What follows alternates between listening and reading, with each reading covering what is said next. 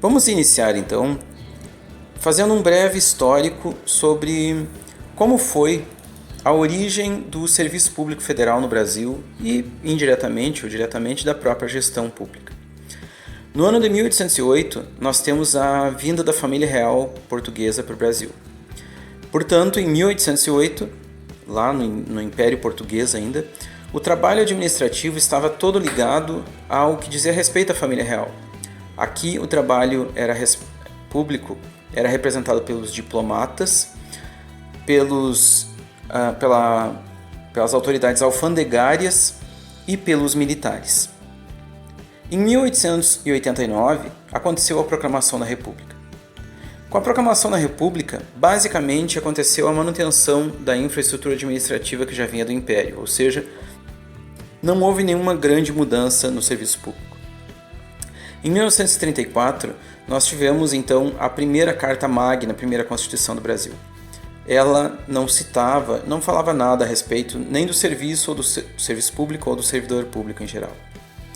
Em 1939, agora portanto já durante a Segunda Guerra Mundial, nós temos o Decreto 1713 de 39, que foi a primeira norma regulamentar do funcionalismo público. O objetivo era delimitar limites, deveres e atribuições do funcionalismo público. Em 1943, o então presidente Getúlio Vargas fixou o dia 28 de outubro como o Dia do Funcionário Público, mas ainda não tínhamos definições claras dos papéis do serviço público. Finalmente, então, em 1988, nós tivemos a chamada Constituição Cidadã, que foi a Constituição que estabeleceu e forneceu as referências que nós temos hoje a respeito do serviço público. Então, em 1990, nós temos a Lei 8.112, que estabeleceu e definiu o Estatuto dos Servidores Públicos Civis da União, autarquias e fundações. Esta aqui é a lei mais importante que nós temos, então, a respeito do Serviço Público Federal.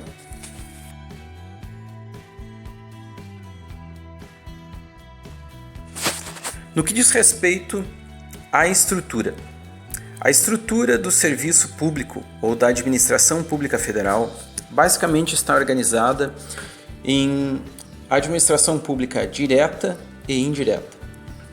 A administração pública direta, ela é representada pelo Presidente da República, pelos ministérios, governos, prefeituras, câmaras e judiciário. A administração pública indireta é representada pelos órgãos públicos. Indiretamente, quem responde são os gestores ou os administradores públicos. É o caso das autarquias, como a INSS, fundações, como a Unipampa, empresa pública, como a Caixa Econômica Federal, sociedade de economia mista, como a Petrobras, e as agências reguladoras, como a Inmetro. É importante observar, portanto, que o Ministério da Educação e Cultura, o MEC, faz parte da administração direta, mas a Unipampa em si faz parte da administração pública indireta.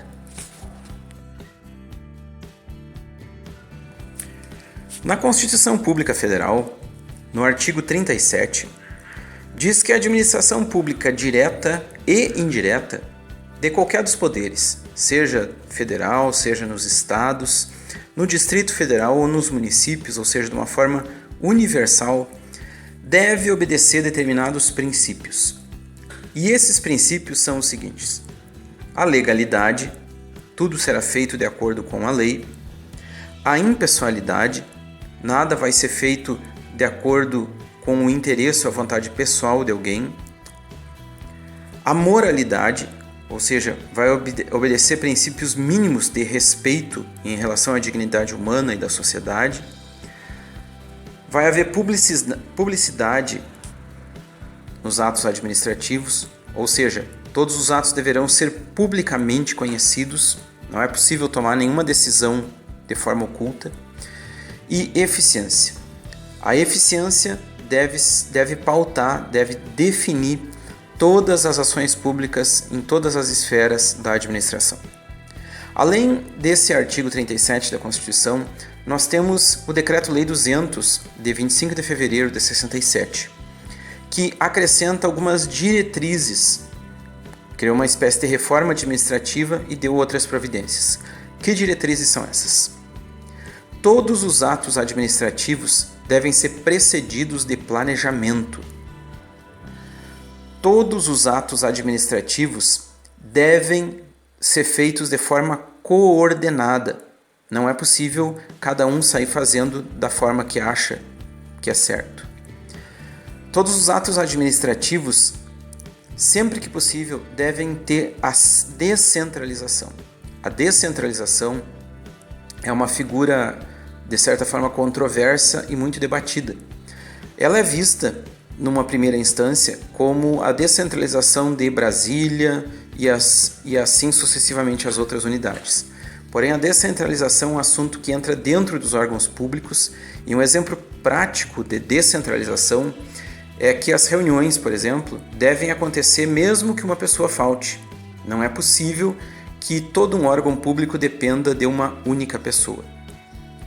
Delegação de competência. É uma diretriz que diz que alguém deve ser responsabilizado e alguém deve ter condições de cumprir aquela determinação. E por fim, o controle, que é algo que nós vamos ver mais para frente, mas que diz que toda a ação pública, todo ato administrativo, ele deve acontecer de forma controlada, desde o início até o fim, inclusive a medição e aferição dos resultados.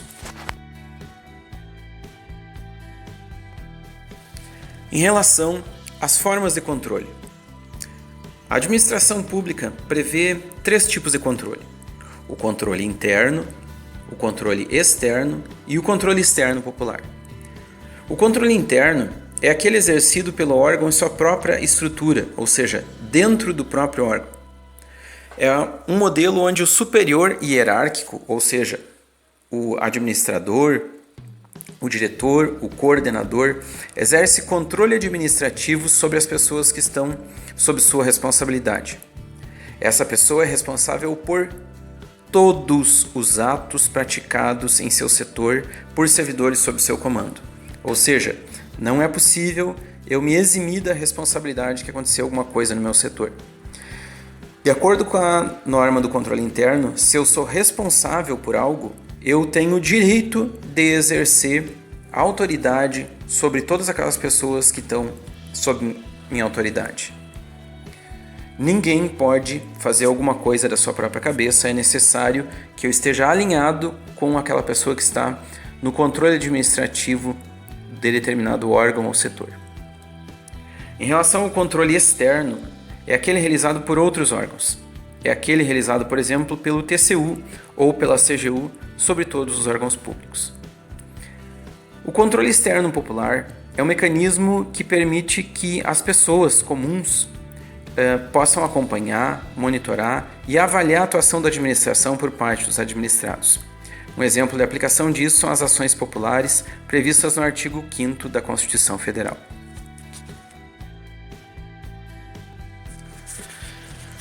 Ainda em relação às formas de controle, ele pode se classificar de 3 formas em relação ao momento em que o controle é executado. Existe o controle prévio ou preventivo, existe o controle concomitante e o controle subsequente ou corretivo.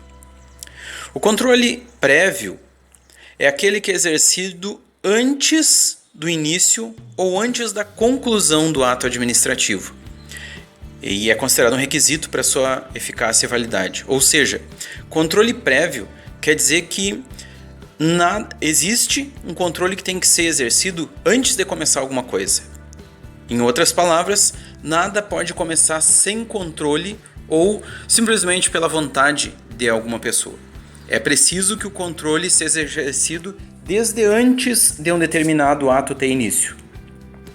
O controle concomitante é aquele exercido durante o ato administrativo, como por exemplo uma licitação. Toda licitação acontece com um determinado controle enquanto ela está sendo executada.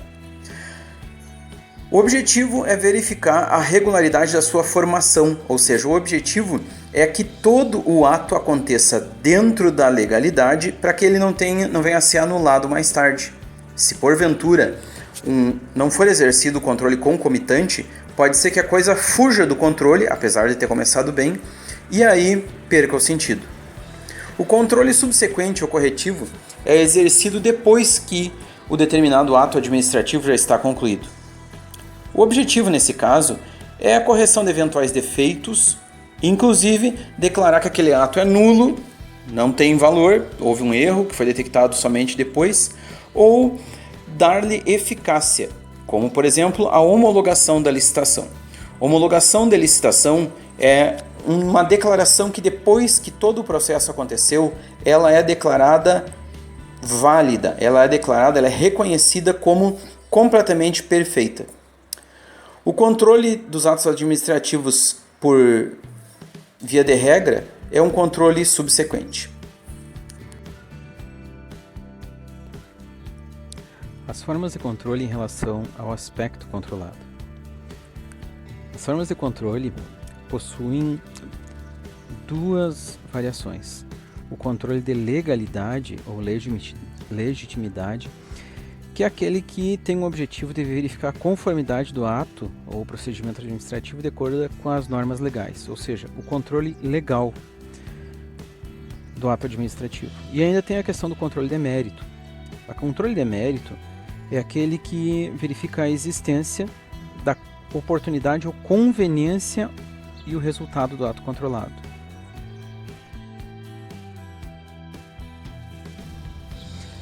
Em relação à amplitude, as formas de controle se subdividem em duas formas: o controle hierárquico e o controle finalístico. O que é o controle hierárquico? Basicamente, é aquele da hierarquia, é aquele que resulta do escalonamento vertical dos órgãos do Poder Executivo.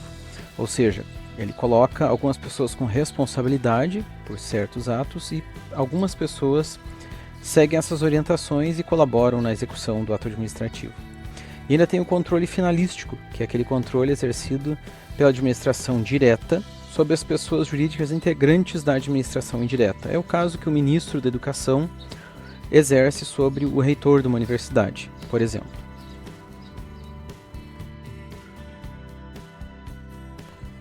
E aqui nós temos então um resumo das 4 grandes formas de controle que nós temos na legislação: quanto à origem, quanto ao momento do exercício, o aspecto controlado e a amplitude. Quanto à origem, o controle pode ser interno do órgão, externo ou controle externo popular. Lembrando que o controle externo popular, basicamente, ele pode monitorar, ele não é propriamente ele não pode exercer alteração, não pode exercer influência dentro do órgão. Em relação ao momento do exercício, é o prévio, o que antecede, o concomitante, que é ao mesmo tempo que as coisas estão acontecendo, e o corretivo, que é a posteriori. Em relação ao aspecto controlado, nós temos a questão da legalidade, que é aquilo que está dentro da lei, e em relação ao mérito, que é a questão da, digamos assim, de quem pode exercer aquilo ali, a quem cabe, quem cumprir aquela função. Em relação à amplitude, nós temos o controle hierárquico e o controle finalístico. Na prática, como que as formas de controle se manifestam na sociedade? Uma das maneiras que a legislação prevê para que a população, para que o cidadão possa exercer efetivamente o controle, foi expressa pelo Decreto 6932, de 11 de agosto de 2009. O que diz esse decreto? Esse decreto ele foi criado para simplificar o atendimento do público prestado ao cidadão, que era o atendimento ao público era extremamente burocrático. E o que o decreto fez? Eliminou, dispensou o reconhecimento de firma, que era uma necessidade para todos os documentos públicos antigamente, e instituiu a Carta de Serviços ao Cidadão, além de algumas outras providências. O que é essa tal de Carta de Serviços ao Cidadão? A Carta de Serviços ao Cidadão nada mais é do que uma lista dos serviços que o setor ou que o órgão oferece à comunidade. Por que isso? Em primeiro lugar, porque o atendimento ele tem que ser impessoal. Essa lei e algumas outras, mas principalmente esse decreto, eles prevêem que todas as pessoas têm que ser atendidas da mesma forma.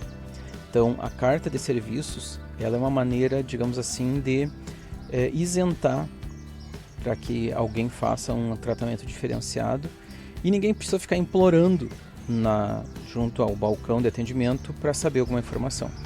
Então, a carta de serviços ao cidadão é uma carta que deve trazer informações claras e precisas em relação a cada um dos serviços prestados e como que essa carta deve ser estruturada. O que deve ter nessa carta? Item número 1, o serviço oferecido. Por exemplo, matrículas. Por exemplo, transferências para outra instituição. Por exemplo, comprovante de matrícula em uma determinada matéria. Além disso, o que mais deve ter? Os requisitos, os documentos e informações necessárias para acessar o serviço, ou seja, previamente o cidadão tem que ser informado sobre tudo que ele deve levar para ser atendido. Não pode deixar nada de fora. Vamos supor que a pessoa chegue lá e seja atendida e esqueci de tal coisa. Não pode. Esse decreto determina que eu, que vou elaborar ou quem vai oferecer a carta, tem que esclarecer todos os documentos necessários previamente. As principais etapas para o processamento do serviço, ou seja, se a pessoa ligar querendo informações, eu tenho que saber que está no departamento tal, ou depende da aprovação de quem, onde que está e com quem está o meu serviço. O prazo máximo previsto para a prestação de serviço, seja uma semana, seja um mês, seja 20 anos, mas eu tenho que dar uma perspectiva para a pessoa. Não posso deixar ela à mercê da dúvida. A forma da prestação do serviço, se esse serviço vai ser prestado localmente, se ele pode ser via internet, se a pessoa tem que se dirigir a algum outro local. A forma de comunicação com o solicitante do serviço, que pode ser por e-mail, por telefone, por alguma outro meio de comunicação. E os locais e formas de acessar o serviço, ou seja, é num site, é num balcão de atendimento, é em outro local, é em alguma outra instituição. Então, a pessoa tem que estar plenamente atendida em relação à carta de serviços ao cidadão. E aqui nós temos um exemplo da carta de serviços que o MEC oferece. O MEC em Brasília já tem essa carta de serviços elaborada e oferece ela para as pessoas que quiserem saber quais os serviços o MEC oferece. Isso está disponível na internet, qualquer pessoa pode atender, ou seja, uma tendência de todos os órgãos do governo é oferecer um serviço na forma digital para que as pessoas possam saber o que aquele órgão oferece para o cidadão. Então aqui, esse é o modelo da carta de serviço oferecida pelo MEC, o endereço para mim acessar está lá na parte inferior desse slide e qualquer pessoa, a qualquer momento, pode acessar essa carta, pode acessar esse documento, nesse caso, lá no site e procurar por aquele serviço que ela necessita.